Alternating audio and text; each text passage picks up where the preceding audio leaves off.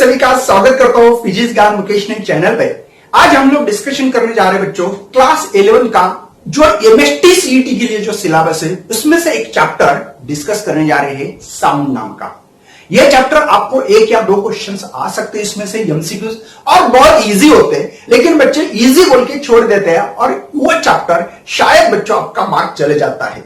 मतलब क्या होता है, कभी कभी बोलते हैं ना मराठी में कवाते काकेत कैसा गावात वैसा। मतलब हमारे यहां पे जो चीज है लेकिन हम लोग नहीं क्या इजी चीज नहीं कर पाते, इजी चीज नहीं कर पाते और इसके कारण हमारे एमएसटी सीटी में मार्क चले जाते हैं। तो इस चैप्टर में से सबसे इजीएस्ट आपको एमसीक्यूज आने वाला है। तो पहले सिनॉप्सिस समझ लो, बेसिक कॉन्सेप्ट समझ लो ताकि आपको फायदा हो सकता है। तो इसके पहले बच्चों में थोड़ा सा आपको कुछ बताना चाहता हूं, तो चलो स्टार्ट करते हैं बात। तो स्टूडेंट मैं आपके लिए क्रैश कोर्स लेके आया हूं नीम के साथ। तो ये क्रैश कोर्स सभी बच्चे के लिए बहुत ही फायदेमंद है, जो कि हम लोग 10 डेज के ऐसे 6 मॉड्यूल्स बनाते हैं। उसमें हम लोग 10 डेज का एमएसटी सीईटी का जो क्रैश कोर्स है ये विद मुकेश सर के साथ, मतलब मेरे साथ पढ़ सकते हैं। हमारा मॉड्यूल 4 चालू है। इसमें हम लोग current electricity, magnetic field due to the electric current, magnetic material EMI chapter लेते हैं। तो अभी भी ये क्रैश कोर्स चालू है बेटा। यहाँ पे मैं रात को 8 बजे से 9 बजे तक ये क्रैश कोर्स चलाता हूँ। उसमें आप लोगों के लिए फ्री लाइव क्लासेस होते हैं। तो आप लोग नीम यहाँ पे ऐप जो इस ऐप को आप लोग डाउनलोड करें, प्ले स्टोर पे जाके यहाँ पे नीम ऐप को डाउनलोड करना है और मेरे ग्रुप को ज्वाइन करना है, जहां मैं आप लोगों को यहाँ पे 30% थ्योरी, 70% यहाँ पे एमसीक्यूज की प्रैक्टिस करवा के लेता हूं। और साथ में बच्चों यहाँ पे सबसे मेन है कि बच्चे के साथ लाइव इंटरेक्शन होता है। जो भी आपकी प्रॉब्लम्स होती है उस प्रॉब्लम को हम लोग सॉल्व करते हैं। जो डाउट्स होते हैं यहाँ पे अनलिमिटेड डाउट भी पूछ सकते हैं मुझे, जैसे कि किसी बच्चे को समझ में नहीं आता है तो यहाँ पे पूरे नीट के लिए भी एमएसटी सीईटी के लिए भी यहाँ पे फ्री सभी चीजें फ्री मिलती है। नोट्स मिलती है, वो भी आप लोगों को अनलिमिटेड ऐसे फ्री कंटेंट कहीं नहीं मिलेंगे। ये मोस्ट इंपॉर्टेंट है बच्चों। उसके साथ में मैं, दिनेश सर, सोइन सर, हमारा जो एकलव्य बैच की जितनी भी टीम्स है वो पूरी की पूरी टीम्स आपको फ्री में वहां पे पढ़ा रही है। और साथ में बच्चों इसमें मतलब कंपटीशन लेते हैं हम लोग, असाइनमेंट देते हैं, पोल्स लेते हैं, क्वेश्चन देते हैं। इतना सारा ये प्लेटफॉर्म फ्री में कंटेंट प्रोवाइड कर रहा है। तो मैं चाहता हूं कि हमारे महाराष्ट्र के हर बच्चे ने उसका बहुत बड़ा फायदा लेना चाहिए, ताकि जो आपका सपना होगा, जो आपका एम होगा, COP, विजेटीआई, ICT, PICT, VIT college है ना, एसजीजीएस कॉलेज, रामदेव कॉलेज, बड़े बड़े कॉलेज में आपका नंबर लगने का चांस है, वो भी फ्री ऑफ कॉस्ट में बच्चों। तो ध्यान रखें, इस ऐप को अभी से प्ले स्टोर पे जाके डाउनलोड करके मेरे ग्रुप में ज्वाइन होना। चलो बाय बच्चों। अभी अगला हम लोग देखते हैं इस चैप्टर के जो सिनॉप्सिस एंड वन शॉट जैसे लेक्चर को हम लोग कंप्लीट करते हैं। अभी साउंड नाम के चैप्टर को मैं स्टार्ट कर रहा हूं।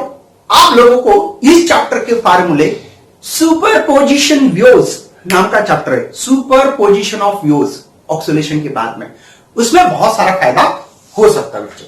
तो सबसे पहले व्यूज किसको कहते हैं, जैसे कि आप लोगों ने पानी में पत्थर डालो, पत्थर डालने से पार्टिकल ऑक्सीलेट करेंगे, नीचे ऊपर करेंगे, उसको ऑक्सीलेशन कहते हैं हम लोग, सही है। लेकिन क्या बच्चों इसमें पार्टिकल खुद चल के जा रहा है? नहीं, पार्टिकल वहीं पे है, बस ऑक्सीलेट कर रहा है, टू एंड फ्रो कर रहा है, आगे पीछे, बस पार्टिकल खुद ऐसे बह के नहीं जाता है। नदी में पानी बहता वैसे नहीं है, जैसे कि तालाब में पत्थर डालो तो पता लगेगा आपको, है ना। तो पार्टिकल वही जगह पे, ओनली एनर्जी ट्रैवल कर रही है, एनर्जी जा रही है आगे। जैसे कि एक एग्जाम्पल बोलता हूं, स्ट्रिंग लो, तो स्ट्रिंग को ऊपर उठा से झुक, तो ये पार्टिकल ऊपर आएगा, नीचे जाएगा, फिर अगला वाला जाएगा। मतलब ये बता रहा हूं, ये कंडीशन, ये देखो पहला यहां पार्टिकल जाएगा, बाद में देखो यहां का पार्टिकल ऊपर गया, ये पार्टिकल नीचे आ गया, देखो बेटा, अब यहां का पार्टिकल गया, बाद में देखो ये पार्टिकल गया, बाद में ऐसे करते करते ये गया। बात समझ में आ रही बेटा?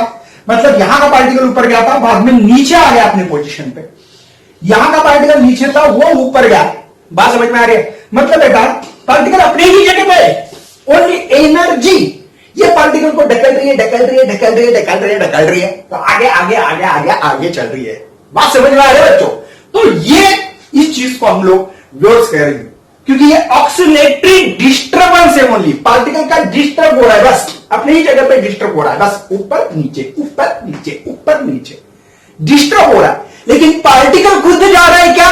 No no no no, only energy आगे जा रही बच्चों, एनर्जी आगे जा रही है ना, तो इसी को वेव्स कहते हैं। मतलब oscillatory disturbance travelling through the medium without changes of form, उसका फॉर्म चेंज नहीं हो रहा बेटा, ये फॉर्म चेंज हुआ तो उसको वेव्स नहीं बोलेंगे। मतलब ये जो वेव्स होती ना, ये फॉर्म चेंज नहीं होना चाहिए, भले वो छोटा बड़ी ये हो सकता है, देखो ऐसे छोटी बड़ी हो सकती है, लेकिन ये फॉर्म होना चाहिए ऑक्सीलेशन का, ये डिस्टर्बेंस होना चाहिए कुछ ना कुछ, भले वो बड़ा हो या छोटा हो, लेकिन डिस्टर्बेंस होना चाहिए, तब उसको बच्चा हम लोग वेव्स कहते हैं। वेव्स बेसिकली आपके बुक्स में जो दिया वही पढ़ा रहा हूं, क्योंकि हम लोग एमएसटी सीईटी पढ़ रहे हैं, नीट जेडबलई के बच्चे थोड़े से कंफ्यूज होने के चांसेस हो सकते, तो डोंट टेक टेंशन बच्चों, कोई टेंशन नहीं, हम लोगों को जो दिया वही पढ़ते हैं।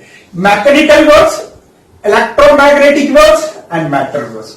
मैकेनिकल वेव्स मतलब क्या? जो वेव ट्रैवल होने के लिए मीडियम लगता है, क्या लगता है? मीडियम। जैसे मैं बात कर रहा हूं बच्चों, तो ये साउंड क्या छोड़ रही है मेरे माइक के अंदर हो, या आप सुन पा रहे हो, क्यों? क्योंकि भैया मीडियम है यहां पे, अगर आप यही चीज अगर मुंह पे जाके सुनोगे तो कुछ पल्ले नहीं पड़ेगा, मतलब मुंह तो हिलेगा, लेकिन बेटा यहां पे साउंड प्रोड्यूस नहीं होगी, साउंड ट्रैवल नहीं होगी, क्योंकि बेटा ये मैकेनिकल वेव्स है, और मैकेनिकल वेव्स के लिए मीडियम की जरूरत होती है, मीडियम होना ही चाहिए, मीडियम नेसेसरी बेटा, इसके बिना ये वेव ट्रैवल हो ही नहीं सकती। जैसे कि यहां पे एयर पार्टिकल्स है, ये कोलाइज होके साउंड प्रोड्यूस होगी, पता है ना? तो मैकेनिकल वेव मतलब क्या? जो वेव को मीडियम लगता है वेव ट्रैवल करने में, उसको कहते हैं mechanical waves. Electromagnetic waves, medium की जरूरत नहीं है। कौन सा एग्जांपल सर? सन का रेडिएशन आ रही है, सन की लाइट आ रही है, सन की लाइट आती है ना, सन लाइट है ना, सूर्य की प्रकाश आ रही है, क्या यहां पे मीडियम है? यहां पे मतलब एटमॉस्फेयर के बाद? नो, वहां तो वैक्यूम है, तो भी ट्रैवल कर रही है, इसको इलेक्ट्रोमैग्नेटिक वेव्स कहते हैं। ठीक है, मैटर वेव्स खुद मैटर ट्रैवल करने लगता है, ऐसे वेव्स को मैटर वेव्स कहा जाता है। गॉट इट बच्चों? नेक्स्ट बेटा हम लोगों को कुछ सिलेबस लेफ्ट हो चुका है, डिलीटेड पोर्शन है। बच्चे बोलेंगे सर आप तो कुछ पढ़ा रहे नहीं है, कैसे?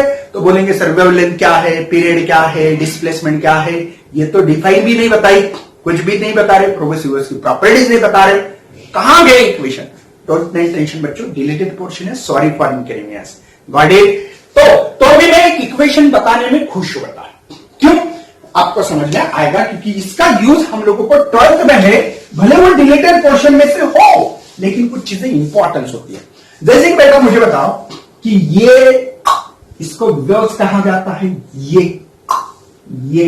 वेव्स है, इसको एक कंप्लीट वेव, उसकी लेंथ मेजर करने के लिए लैम्बडा, चमड़ा नहीं लैम्बडा बोलते हैं लैम्बडा बोलते हैं बच्चों, है ना? ये लैम्बडा है एक वेव, इसी को बच्चों एक वेव कंप्लीट करने के लिए समय लगता है, उसको पीरियड भी कहा जाता है। बात समझ में आ रही है कुछ?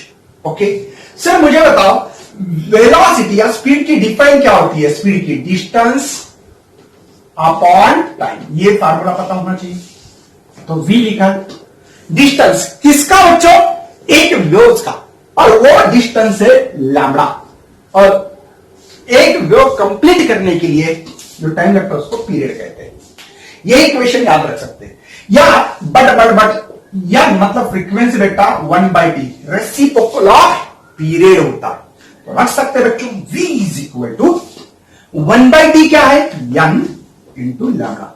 इस रिलेशन में दुआओं नहीं याद रखना बच्चों, बिल्कुल ये सबको आना चाहिए, relation between velocity, frequency and wavelength. Lambda क्या है? वेवलेंथ, यानी इज द फ्रीक्वेंसी। कुछ लोग बच्चे यफ इस्तेमाल करते होंगे, तो करने दो यार, आपके घर की खेती, इसमें क्या है? ओके, तो ये चीज पता होना चाहिए। ओके, उसके बाद में कुछ वेव्स के लिए इक्वेशन भी है, आपको पता होगा, ए साइन है ना, के एक्स है ना, minus omega T plus five लिख सकते हैं। ये इक्वेशन भी हम 12th में इस्तेमाल करने वाले, और एक याद रखो। ओके, स्पीड देखने वाले बच्चों ट्रांसफर वेव्स की। अच्छा, वेव्स कितने होते हैं सर? दो टाइप मोस्ट इंपॉर्टेंट वेव्स है जो प्रोग्रेसिव वेव्स में, जो कंटिन्यूअसली सेम डायरेक्शन जाती है उसको प्रोग्रेसिव वेव्स कहते हैं। जो वेव कंटिन्यूअसली सेम डायरेक्शन में जाती है उसको प्रोग्रेस नाम देखो, प्रोग्रेस कर रहा हूं मैं, है ना, तो प्रोग्रेसिव वेव्स कहते हैं। उसके दो टाइप से, longitudinal and transfer waves. Longitudinal waves किसको कहते हैं और ट्रांसफर किसको कहते हैं? ट्रांसफर होना मतलब बेटा कुछ प्रोपोगेशन सीधा इस लाइन में हो रहा है, इसको कहूंगा मैं हॉरिजॉन्टल। और पार्टिकल अगर वर्टिकल मोशन में अप एंड डाउन करते हो तब इस चीज को कहते हैं ट्रांसवर्स वेव्स। इस पे ध्यान देना बेटा, ट्रांसवर्स वेव्स। कैसे पार्टिकल करते हैं? झुम झुम झुमा, झुम झुम झुमा, झुम झुम झुमा। सर क्या है झुम झुम झुमा, है ना, ऐसे।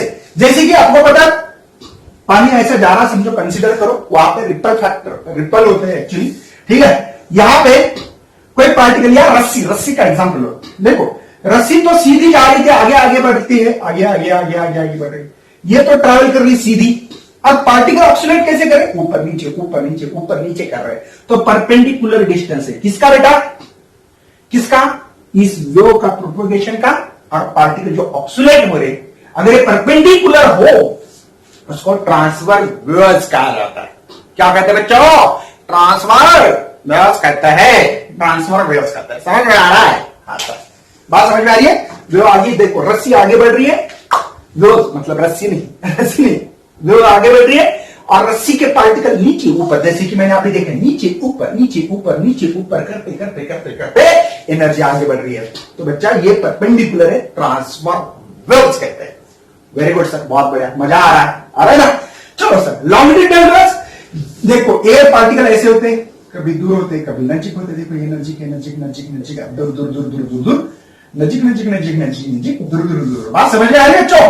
तो ये जो बेटा, इसको कहते हैं रेरफैक्शन और ये कॉम्प्रेक्शन कहते हैं। रेरफैक्शन कॉम्प्रेक्शन, रेरफैक्शन कॉम्प्रेक्शन, है ना, मतलब ये पैरेलल है बेटा। देखो देखो, ये जा रहा है तो ये बहुत पार्टिकल नजीक नजीक, क्राउडेड रीजन है पार्टिकल का, कॉम्प्रेशन। फिर वो जाके टक्कर मार के वापिस आ रहा है, ऐसे ऐसे। बात समझ में जा रहा है। जैसे स्प्रिंग का एग्जांपल लो, समझ में आएगा। स्प्रिंग देखो, कभी कभी बहुत नजीक है, बाद में दूर दूर दूर है ना, तो ये कॉम्प्रेक्शन, रेरफैक्शन, है ना। तो ये देखो कॉम्प्रेक्शन दोबारा इधर आएगा सर, रेरफैक्शन तैयार होगा, कॉम्प्रेक्शन रेरफैक्शन, कॉम्प्रेक्शन रेरफैक्शन। इस चीज को हम लोग लॉन्गिट्यूडिनल वेव्स कहा जाता है। I will repeat, longitudinal waves, compression rarefaction जिसमें तैयार होता है। कॉम्प्रेशन मतलब पार्टिकल की डेंसिटी बढ़ गई, कॉम्प्रेक्शन पार्टिकल की डेंसिटी कम होगी, रेरफैक्शंस। अच्छी बात है सर, समझे? तो बच्चों इसमें इस ट्रांसफर वेव्स और लॉन्गिट्यूडिनल वेव्स का मतलब आई थिंक समझा होगा। हाँ सर, इतने बावले नहीं हम लोग भी पढ़ते हैं। ओके, कोई टेंशन नहीं है। इसके लिए बेटा फार्मूला है, अगर स्पीड निकालनी है ट्रांसफर वेव्स की तो रेस्टोरिंग फोर्स से, देखो स्प्रिंग में क्या होगा, रेस्टोरिंग फोर्स।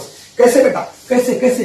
देखो अगर ये स्प्रिंग ऐसी है, ठीक है, इस स्प्रिंग को अगर मैंने अगर मगर कर दिया ऐसे, तो बेटा इसको दबा दिया ऐसे, तो ये देखो अपने पोजीशन पे आना चाहिए, मैंने दबा दिया ऐसे, तो क्या करेगा? रेस्टोरिंग फोर्स के कारण वो वापस अपने जगह पे आने की कोशिश करेगा। Got it? तो ये हो गया बेटा, यहां पे रेस्टोरिंग फोर्स के कारण यहां पे ये चीजें आपको पता है कि ट्रांसफर वेव्स में आती है चीजें। तो V is equal to root of T/M। T क्या है बेटा? रेस्टोरिंग फोर्स से स्ट्रिंग में होता है ना, बराबर है। तो ये टेंशन वाली चीज है, टेंशन आता है, देखो स्प्रिंग को खींचो ऐसे, टेंशन आता है, तो रेस्टोरिंग फोर्स के कारण वो वापिस जाना चाहिए अपनी, क्योंकि स्ट्रिंग भी थोड़ी सी हल्की सी क्यों ना हो, वो ऐसे स्ट्रेचेबल, इलास्टिसिटी होती है बच्चों, इसमें इलास्टिक मीडियम होता है। तब आपको अगर ट्रांसफर वेव्स में स्पीड निकालनी है तो फार्मूला है simple, root of T/M। T is the tension of the string, क्योंकि स्ट्रिंग ही ट्रांसफर वेव्स होती है। मैंने एग्जांपल दिया है। M क्या है सर? मास। नॉ, गलत। क्या है? मास पर यूनिट लेंथ, क्योंकि इसकी लेंथ बेटा लंबाई हो ऐसी, तो मास पर यूनिट लेंथ लगाते हैं हम लोग। Got it? चलो next, speed of longitudinal waves sir कैसे निकाले? तो मैंने बोला यार काम करते हैं, स्पीड निकालनी है लॉन्गिट्यूडिनल वेव्स की, तो वहां पे फार्मूला लगेंगे V इज इक्वल टू, नहीं फार्मूला तो नहीं इसके लिए, लेकिन यहां पे वेवलेंथ पे डिपेंड नहीं बोल सकता हूं। ये जो फार्मूला हमने पढ़ा है ये जो है लॉन्गिट्यूडिनल व्यूज। हाँ, दूसरी बात बेटा, ये यहां पे ध्यान देना है, ये जो स्पीड है बेटा ट्रांसफर व्यूज में, ये डिपेंड करती है स्ट्रिंग की प्रॉपर्टीज क्या है। स्ट्रिंग की प्रॉपर्टीज क्या है, टी और एम पे। बस में वेवलेंथ एंड फ्रीक्वेंसी के ऊपर ट्रांसफर व्यूज डिपेंड नहीं होती है। सर रिपीट एक बार बच्चों, ट्रांसफर व्यूज स्ट्रिंग की properties, tension and mass per unit length पे डिपेंड होती है, बट फ्रीक्वेंसी एंड वेवलेंथ इस क्वांटिटी पे डिपेंड नहीं करती। फिर कौन सी करती सर, लॉन्गिट्यूडिनल व्यूज डिपेंड करती बेटा। चलो फिर न्यूटन साहब आ गए। न्यूटन साहब बोले यार मुझे भी वेलोसिटी के बारे में, साउंड की वेलोसिटी के बारे में बताना है। बोले यार स्ट्रिंग, मतलब उन्होंने कहा कि इलास्टिक मीडियम होता है ना, और उन्होंने चीज कांस्टेंट मानी कि इसमें कंप्रेशन रिएक्शन हो रहा है लेकिन टेम्परेचर रिमेन कांस्टेंट मान के किया, तो इसमें प्रेशर की बात आ रही थी इसलिए पी लिखा, रो एज इट इज। लेकिन प्रेशर क्या बेटा, एच रो जी। अब ये रो दोबारा हो रहा है इसलिए रो के जगह पे डी लिखा आपकी बुक्स में। D is the density, height and gravity. तो बच्चों मर्क्यूरी लिया था उन्होंने, है ना, तो मर्क्यूरी की जो हाइट होती 0.76 है, डेंसिटी ऑफ मर्क्यूरी है 13,600 और ये 9.8 ग्रेविटी है, और डेंसिटी ऑफ द मीडियम है बेटा ये 1.2 है ना, 93। तो इसका कैलकुलेशन किया गया, करीब करीब 280 के करीब मिलता है। 280 नहीं है, 279.9 मीटर पर सेकंड। ये कब है, नॉर्मल टेम्परेचर प्रेशर रहा तो ठीक है यार। लेकिन इसके पहले कुछ साइंटिस्ट, बहुत सारे साइंटिस्ट है, उन्हें कुछ प्रेडिक्शन किया था और उनका प्रेडिक्शन था 332 मीटर पर सेकंड होना चाहिए, ऐसा लोगों का प्रेडिक्शन था। और ये प्रेडिक्शन तो गलत निकल रहा, क्या करें। तो उन्होंने काम किया कि लाप्लास साहब आ गए, है ना। ये थ्योरी का रीजन उन्होंने बताया नहीं कि इसमें क्या हो रहा है, इसका रीजन बताना है। न्यूटन साहब को मतलब डर गए थे वहां पे, बोले जान दो, ठीक है। फिर लाप्लास करेक्शन, इसमें हम लोगों ने ई की वैल्यू जैसे यहां पे पी लिखी थी, यहां पे गामा पी। गामा क्या है, specific heat constant pressure and constant volume का रेशियो बेटा। यहां पे एयर में गामा आता है 1.41, ठीक है। तो वैल्यू रखी तो उनका 332.3 मीटर पर सेकंड, वो अप्रोक्सीमेटली वैल्यू कैलकुलेट हो गई और सब लोग खुश हो गए बेटा। हम लोग अब बात करने वाली इसी फार्मूले से बेटा कि हमारा टेम्परेचर से, प्रेशर से, डेंसिटी से कुछ फर्क होता है क्या। जो हम लोग बात करें इसकी स्पीड बढ़ती है क्या, धूप काल में बढ़ेगी क्या, विंटर में क्या होगा, है ना, रेनी सीजन में क्या होगा। तो इसका सब कुछ सॉल्यूशन मैं लेके आ लूंगा, ठीक है। नोट डाउन करें ताकि मुझे आगे बढ़ना है बच्चों। नेक्स्ट बात करते हैं बच्चों, इफेक्ट क्या होगा साउंड की जो स्पीड है हमारी, गामा पी बाय रो, किसने निकाल के दिया था, लाप्लास करेक्शन बोल के, है ना, उन्होंने निकाल के दिया। लेकिन उसके बाद में इस स्पीड पे, जो साउंड की स्पीड में जो बात कर रहा हूं, इसकी जो स्पीड होती है, जैसे गड्डी की स्पीड है हमारी, वैसे साउंड की स्पीड होगी। तो इस स्पीड पे किसका इफेक्ट होता है बच्चों, ये हम लोगों को देखना है। तो चलो बच्चों देखते हैं इफेक्ट ऑफ प्रेशर। पी है ना हमारे इक्वेशन में, तो होता है क्या। तो आपको तो पता रहेगा, डेंसिटी होती है सर मास पर यूनिट वैल्यू, तो डाल देते V is equal to gamma P by M by V है, तो ऊपर जाएगा बेटा। तो आप लोगों को पीवी इज इक्वल टू तो पता होगा NRT, है ना, आइडियल गैस इक्वेशन पढ़ा होगा आपने। हाँ सर इतने बावले मत समझ रहा हूं, आपको पीवी के जगह पे लिखना है NRT बाय एम। पी तो बात हो गया, क्यों भैया, बॉयल्स लॉ तो बड़ा ना, Boyle's law, pressure PV is equal to constant, है ना। तो यहां पे हमारे प्रेशर के ऊपर साउंड के स्पीड पे कोई इफेक्ट नहीं होता है, भले प्रेशर बढ़े भले प्रेशर कम हो या ज्यादा हो, जो भी होगा। लेकिन बेटा प्रेशर का कोई do not effect the sound की जो स्पीड है ना, किसके, प्रेशर के ऊपर डिपेंड नहीं है। Okay sir, effect of temperature, temperature पे इफेक्ट होता है क्या, देखते भैया। बात से तो पता लग रहा है कि यहां पे V is directly proportional to the T, क्यों भैया? गामा कांस्टेंट है 1.41, यानी इज द मोल्स बेटा। और यूनिवर्सल गैस कांस्टेंट 8.3, पता है ना आपको? मास भी कांस्टेंट होगा भैया। तो ये डायरेक्टली प्रोपोर्शनल है, मतलब ऑब्वियसली टेम्परेचर बढ़ने से हमारी साउंड की स्पीड इंक्रीज होती है। हाँ, लेकिन सर 1 डिग्री सेल्सियस टेम्परेचर बढ़ा तो कितनी होती है? तो बेटा इसकी जो स्पीड है 0.61 मीटर प्रति सेकंड, इतनी स्पीड बढ़ती है बेटा। मतलब टेम्परेचर दूध काला ज्यादा है, इस साल सर दूध काला बहुत ज्यादा था, तो हमारी साउंड की स्पीड बढ़ गई थी, ऐसे बोल सकते हैं। कैसे? एग्जाम्पल पे 10 डिग्री सेल्सियस बढ़ गया सर, तो ये तो हमारा 6 अप्रोक्सीमेट 6.1 मतलब 6 बढ़ गया। मतलब मेरी स्पीड थी 0 डिग्री सेल्सियस पे, है ना, 332 सर, इसमें 6 और मिलाओ, 6 मिलाने से क्या होगा सर? ये 833, ये स्पीड बढ़ेगी। देखो सर हमारा टेम्परेचर 50 हो गया, 50 हो गया, है ना?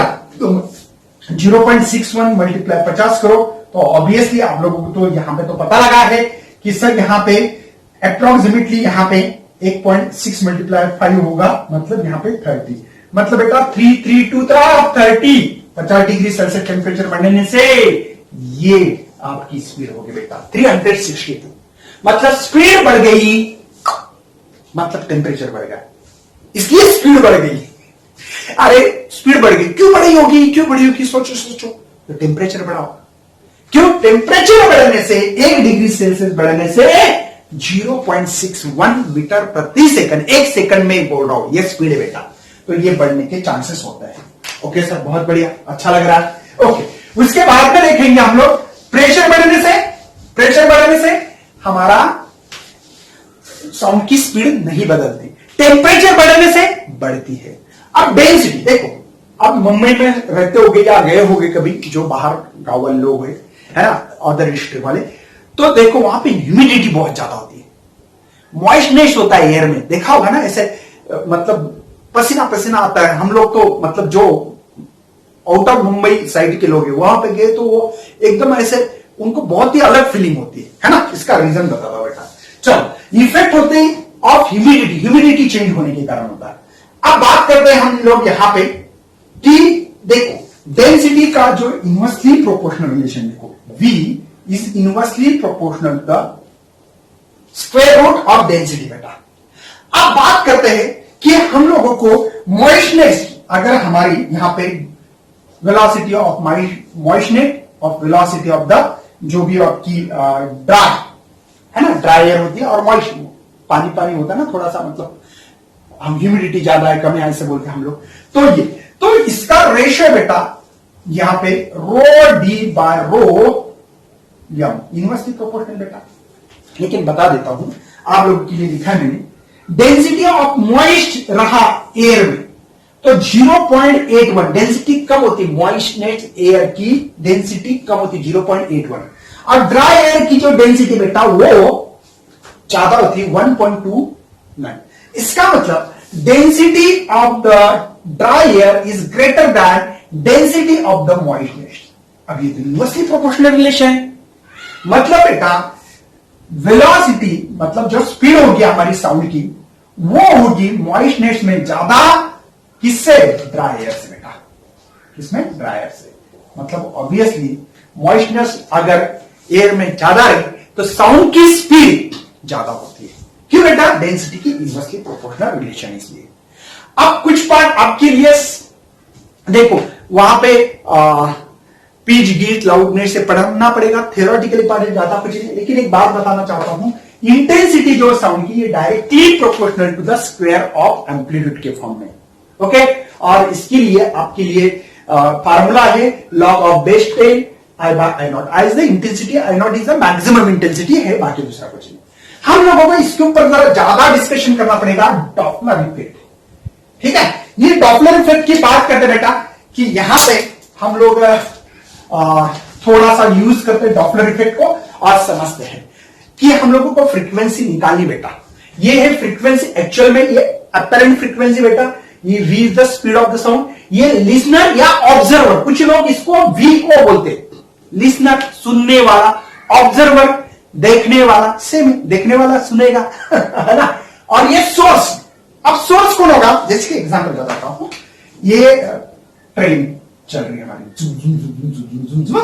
ये ट्रेन चल रही है, ये ट्रेन यहां पे आप खड़े हो, आपके तरफ ट्रेन आ रही है, तो ये कौन हो गया, ये वीएस हो गया बेटा, ये कौन है, वीएल है या वीओ बोलो, बात समझ में आ रही है। और V is the speed of the sound की स्पीड है बेटा, ठीक है, ये ऑब्जर्वर की स्पीड है, ये लिसनर की स्पीड है, और V is the speed of the sound की स्पीड इस मीडियम में कितनी होगी, 340 332 हम लोग लेते वैसे, गॉट इट। तो बेटा ये ऊपर वाले साइन देखो, ऊपर वाले प्लस, देखो ये ऊपर वाला, ये नीचे का भी ऊपर वाला, तब समझना बेटा ये साइन इस्तेमाल किए, तो टूवर्ड ईच अदर, एक दूसरे के तरफ आ रही, मतलब ट्रेन आपके पास आ रही है और आप ट्रेन के पास जा रहे हैं, इसलिए साइन इस्तेमाल करना है, दोनों एक दूसरे की तरफ आ रहे।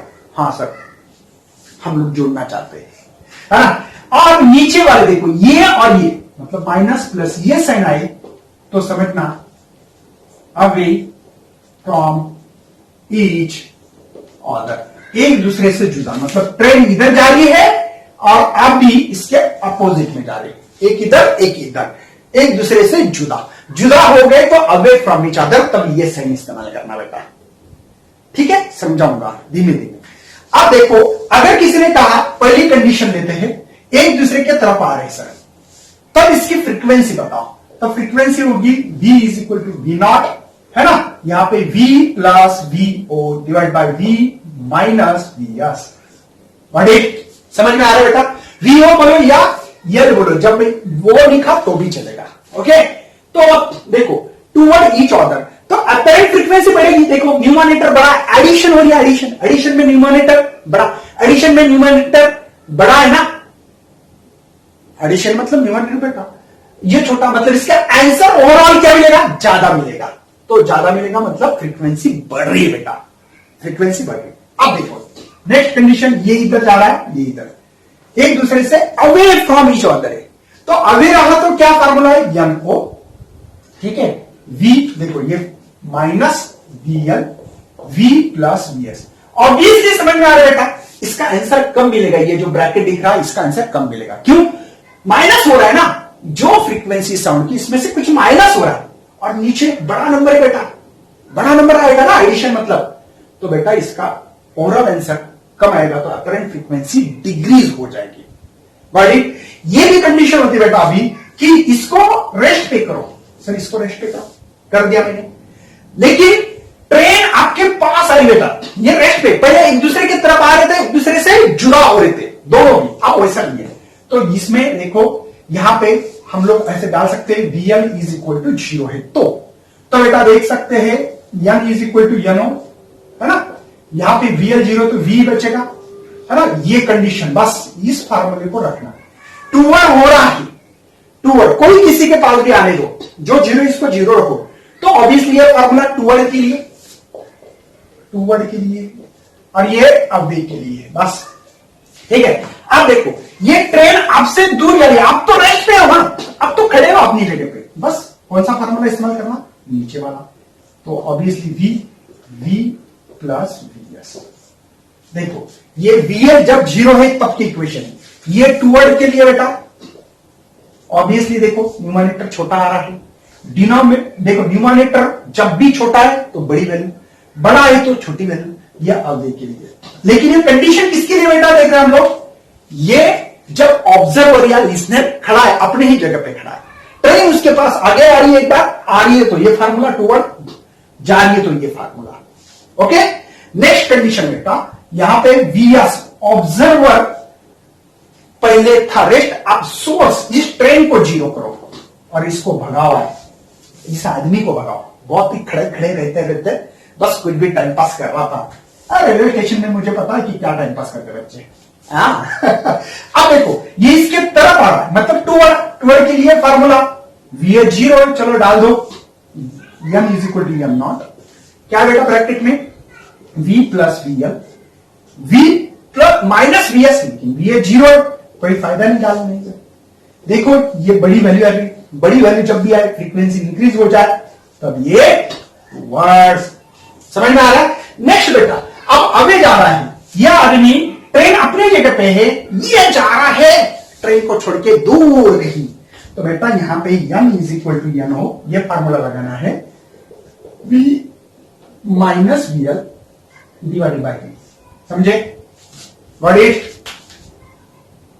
अवे यस, समझ में आ रहा है बेटा? देखो इसकी वैल्यू कम होगी कि नहीं, क्योंकि बेटा ओरिजिनल वैल्यू में से कुछ गया, ये ओरिजिनल डिवाइडेड है, मतलब वैल्यू कम आएगी। ये आवेग के लिए है। मुझे लगता है बेटा इस तरीके से हम लोग वन शॉट जैसे वीडियो देख रहे हैं, क्योंकि इसमें आप लोगों को जितने इंपॉर्टेंट चीजें हैं वो कवर करने की कोशिश कर रहे हैं। तो इस वीडियो को ज्यादा से ज्यादा लाइक करना, सब्सक्राइब करना चैनल को, और अपने दोस्तों के साथ तो शेयर करना ही पड़ता है बेटा, तो ही तो एनर्जी मिलती टीचर को, और इस एनर्जी से कंटेंट की क्वालिटी बढ़ाने में मदद होती है बच्चा हम लोगों की, क्योंकि एनर्जी आप हो, आपके बिना हम लोगों की एनर्जी नहीं मिलती। तो चलो bye, and thanks for watching this video and best luck for your study.